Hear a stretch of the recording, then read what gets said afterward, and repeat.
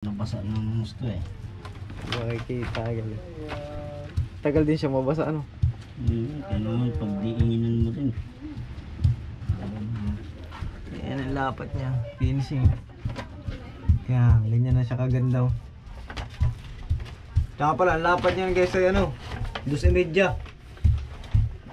Yan o. Ayo, what's up guys?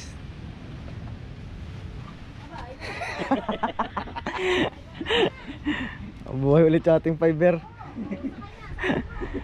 Tapos di namin napakita sa inyo yung takip. So tapos na rin. Yan. Andito, dali. Ito. Ayan. Ano na yan? Nilimang patong para sureball na matibay yung ibabaw. Ayan. So yung ilalim na lang ang hindi pa pinapahidan. Pero ito yung ibabaw okay na yan. Ayan o. Ayan, dito tayo sa loob. Ayan, loob. Saka pala guys, wala pang flooring yan. Ay, teka, dito tayo para kita. Hindi pa nilalagyan para hindi pa siya ganong hirap dito. Yan, finish na yan. Ayan o. Yung ilalim nung ibabaw. Ayan. Pati dito sa side na to, yan. Saka pala ito guys, ay kaya may ganito. Yan po ay hangiran. Yan, tingnan natin dito sa kabila. Mas maganda rito tingnan eh. Yan. Ayan po, hangiran. Pwedeng tapakan yan. Ayan o, yan. Yung ginagawa niya, hangiran po yan. Kaya may ganyan guys, pagka malalaki na talaga ang bodega, katulad nito, malaki na kasi talaga to eh. Kailangan na talaga ng hangiran. Kasi pagka, alam mo, magbababa na isda, mahirap dukot-dukutin na isda dito, malalim po kasi ito eh. Ayan o. Oo, walang tungtungan. Yan. Kaya lalagyan nila ng ganyan. Minsan nilalagyan niya na iba ng kahoy. Pag ganun, mula doon sa kabila. Kasi minsan naman guys, pag may yelo na yan, tapos kakunti pa lang ang huli nila, dito ilalagay. Iaangat nila yung yelo, ilalagay doon sa hangiran. Para hindi matunaw kagad ba, hindi mababasa. Tapos minsan naman, nauna nilang ikarga yung malilit na isda, tapos panghuli yung malalaki, lalagyan nila ng tabla yan. Dito nila ilalagay yung malalaki sa ibabaw para hindi nadidigpe yung isda sa ilalim. Maraming trabaho yung hangiran yan guys. Tapos siyempre ang pangunahing kailangan dyan di yung pag magbababa ng isda, tapakan ng ano, ng tao pag bababa. Wala pa dyan guys, imagine nyo ay 40 ang taas nya. Ayan o, ayan yung taas. Kaya hirap dukot-dukutin ng isda pagka ganyan kataas. Lahat naman guys may ganyan. Lahat ng bangka, lalo na yung mga malalaking storage, yan mga may hangiran po talaga yan. So alam naman na yan ng ating mga kapwa mga isda. So pinaliwanag lang natin doon sa ating mga viewers na iba.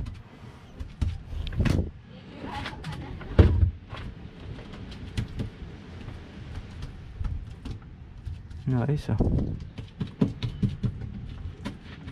Ito na may tapos na. Inihabol yung hangiran. Tsaka yung puwit madali na yun.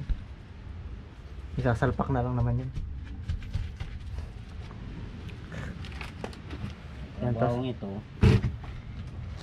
Para tayong nito, trumpo. Dahil, kontrata? Maraming kontrata? Marami ka bang kontrata?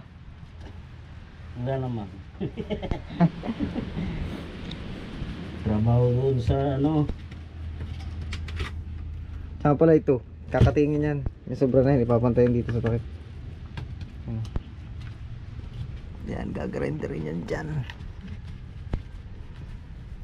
Diba no? Oh, sus. Ang kapal.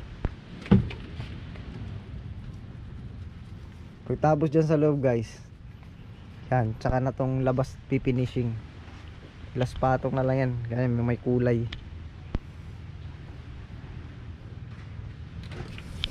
Tapos na pala to eh. Finish na to hanggang bukas.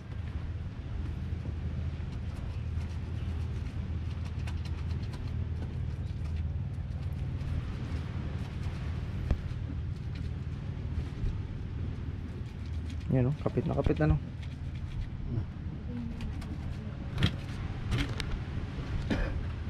Yan. Kapit na kapit yan. Yan o, finish na to. Kapal pala no.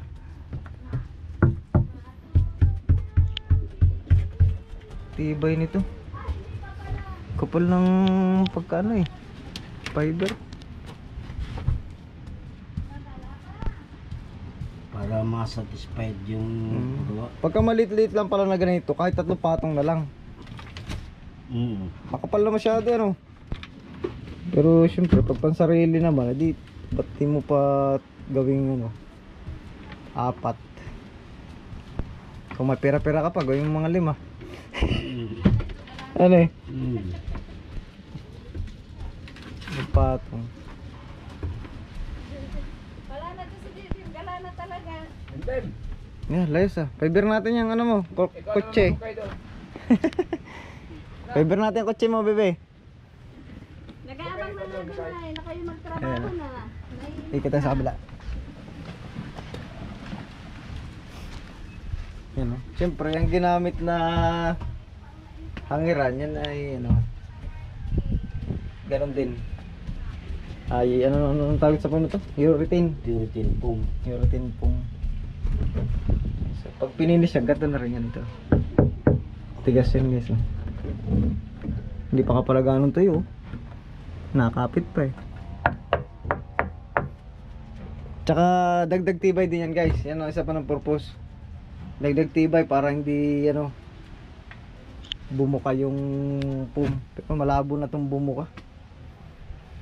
At palampato nga eh. Pero siyempre dagdag tibay yan. Hangiran.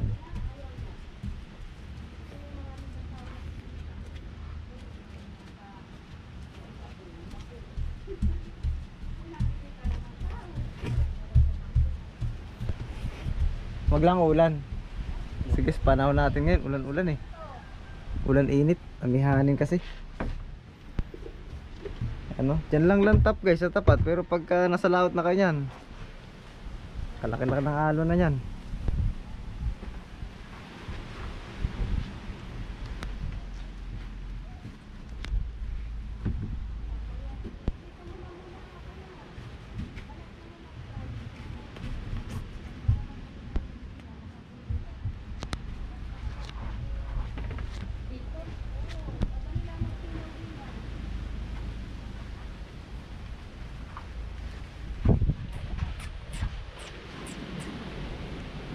May local bang ganyan? Fiber mat? Wala naman. Wala. Walang local na ganyan ano? Gagawa pa lang ako.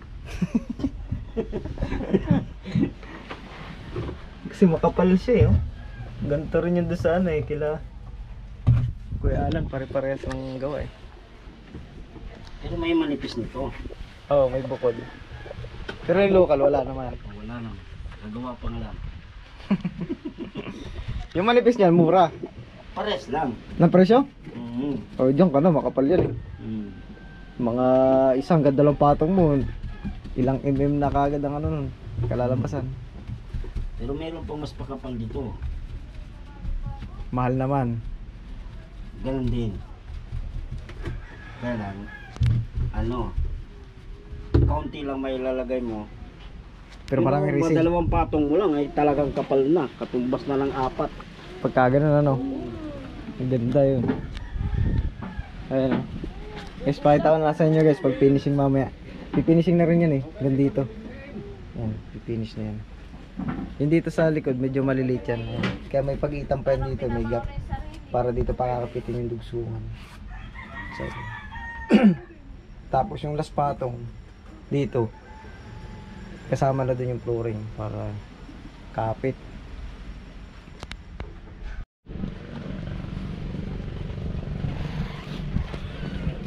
Okay, so finishing na diretso ng hangiran. Ayan. Parang ganyan na yan siya.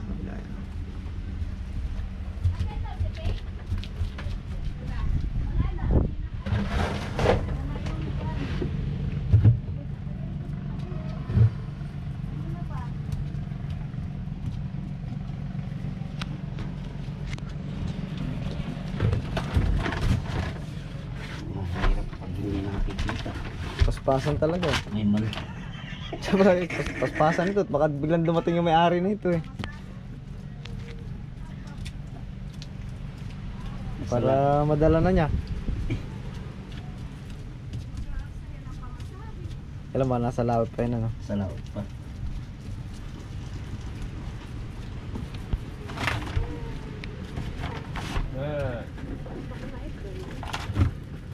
Tatapusin mo lang si mami mo at para matutulog tayo doon.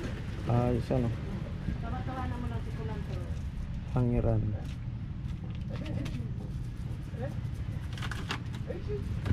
Pagka wala nga naman kayo mahirap. Yan, pabulong ganito. Patuwad-tuwad ka sa ilasan dito ah. Patuwad-tuwad din mo sa tayo pa. Para ka diyang ano. Wala kang tuntungan. Para ka diyang sigbin.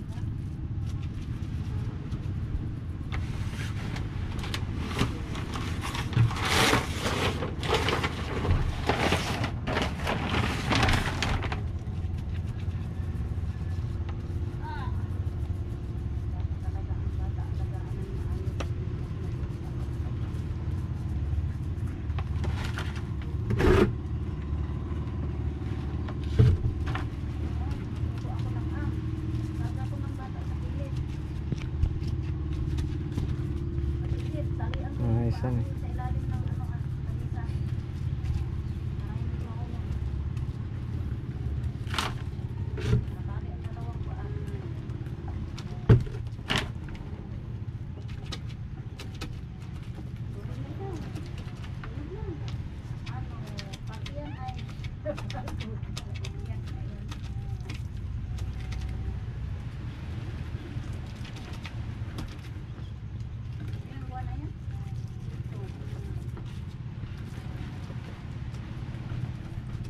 Napangat yung labi ba? Wala man dito.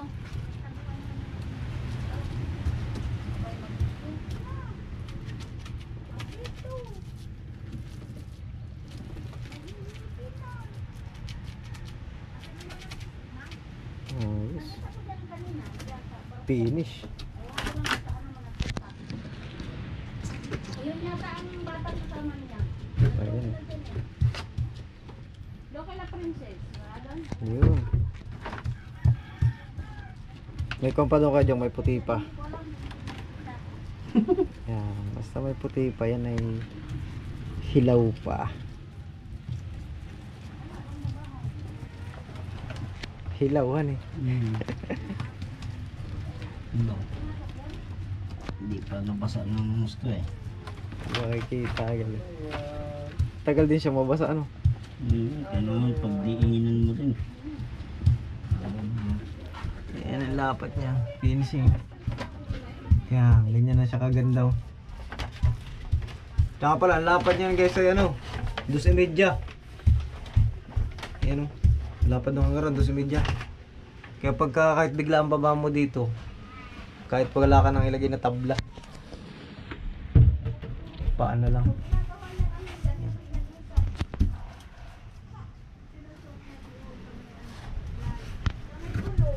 Bagay, nagamit na naman ng tabla pagka may ikakargang papatong na yelo, ano? O kaya ay isda, pagka wala naman ay hindi na ginagamitan ng tabla. Hindi alis naman yung tabla. Ito kayo dyan, umangat yung dugsungan.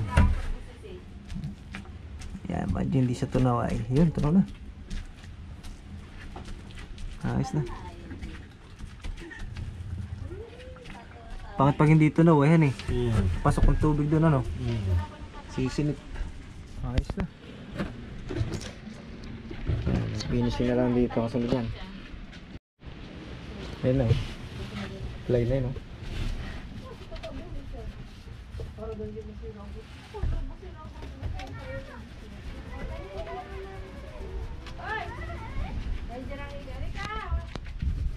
Patong na yan ang fiber mo.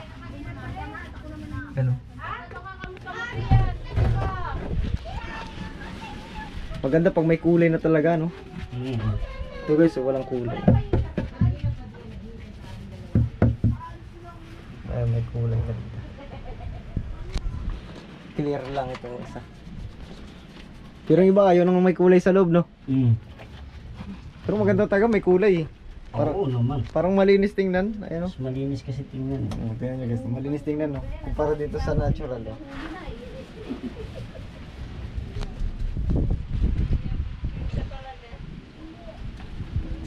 naman, panay naman. Paano kung makikita ang mga panay tao? Parang maangat ng dugsungan dito ako, Jong. Saan? Hindi manangat yan. Halo. Kulang lang sa ano, himas. Linis lang.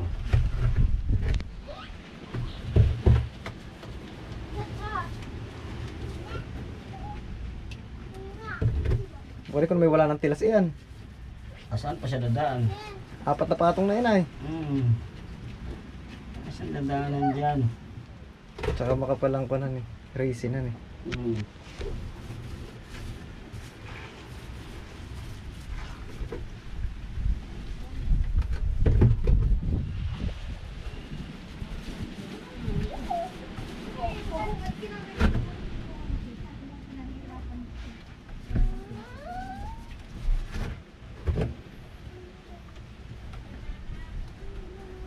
Yun.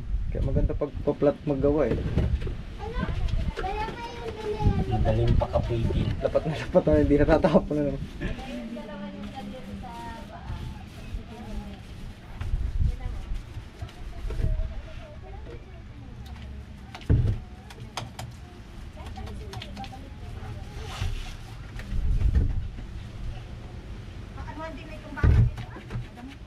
Yun.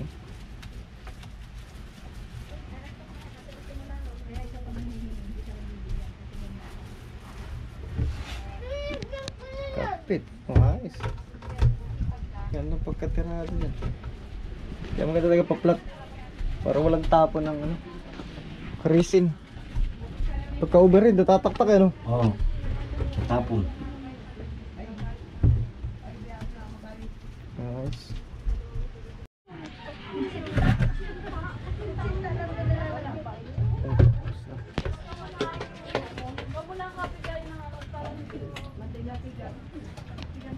Linis na tingnan, no?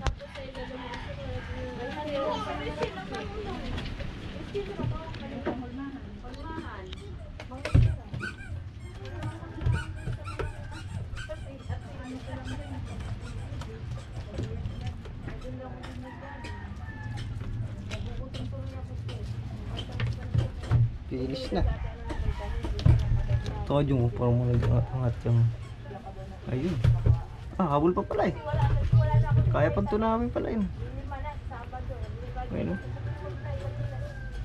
Umaangat-angat siya eh. Hindi pala siya natutunan na maigi. Umaangat-angat pala siya. Ayun, hanggang dito. Yun. Kapit baga. Tapos. Pwede na matulog. Pag muna at baka dumating na yung may-ari. Kailangan matapos.